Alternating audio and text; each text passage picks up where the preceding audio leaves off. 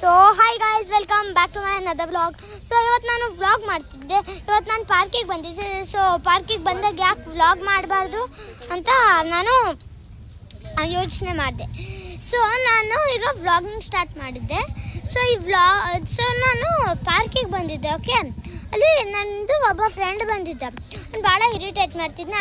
ಅದಕ್ಕೆ ಫ್ರೆಂಡ್ಶಿಪ್ ನಾನು ಬ್ರೇಕ್ ಮಾಡಿದೆ. ಆದರೆ ಎಷ್ಟು ಇರಿಟೇಟ್ ಮಾಡ್ತಿದ್ದೆ ಅಂದರೆ ಅವನು ನನಗೆ ಹೊಡಿಯೋಕ್ಕೆ ಸ್ಟಾರ್ಟ್ ಮಾಡ್ದ. ಆಮೇಲೆ ನಾನು ಮನೆಗೆ ಹೋದೆ, ಮತ್ತೆ ಪಾರ್ಕಿಗೆ ಬಂದೆ. ಆಗ ಅವನು ಇರಲಿಲ್ಲ. ಸೊ ಆಗ ನಾನು ನನ್ನದು ಇನ್ನೊಬ್ಬರು ಫ್ರೆಂಡ್ಸ್ ಬಂದಿದ್ದರು, ಅವ್ರ ಜೊತೆ ಆಟ ಆಡ್ತಿದ್ದೆ. ಆಮೇಲೆ ವಾಕಿಂಗ್ ಪ್ಲ್ಯಾನ್ ಬಂತು. ನಾವು ವಾಕಿಂಗ್ ಮಾಡಿದ್ವಿ. ನೆಕ್ಸ್ಟ್ ವಾಕಿಂಗ್ ಆದಮೇಲೆ ನಾವು ಸೈಕ್ಲಿಂಗ್ ಮಾಡಿದ್ವಿ.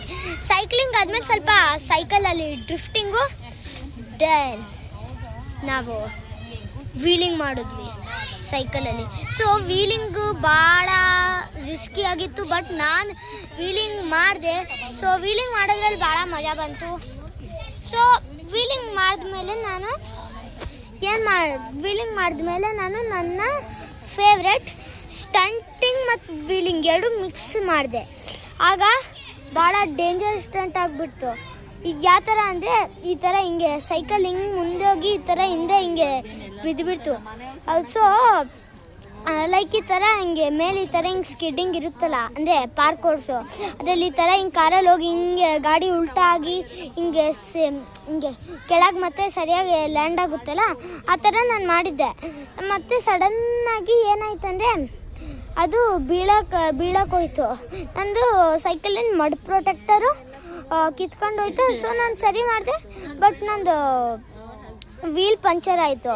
ಸೊ ನಾನು ಒಂದು ಚಿಕ್ಕದು ಪೋರ್ಟೇಬಲ್ ಏರ್ ಫಿಲ್ಲಿಂಗ್ ಮಾಡಿದೆ.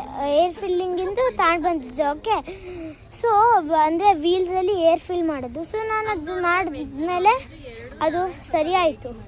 ಸೊ ನಾನು ಈಗ ಸೈಕ್ಲಿಂಗ್ ಮಾಡ್ತಾ ವ್ಲಾಗಿಂಗ್ ಮಾಡ್ತಿದ್ದೀನಿ. ಓಕೆ, ಸೊ ಇದರಲ್ಲಿ ಭಾಳ ಮಜಾ ಬರ್ತಿದೆ.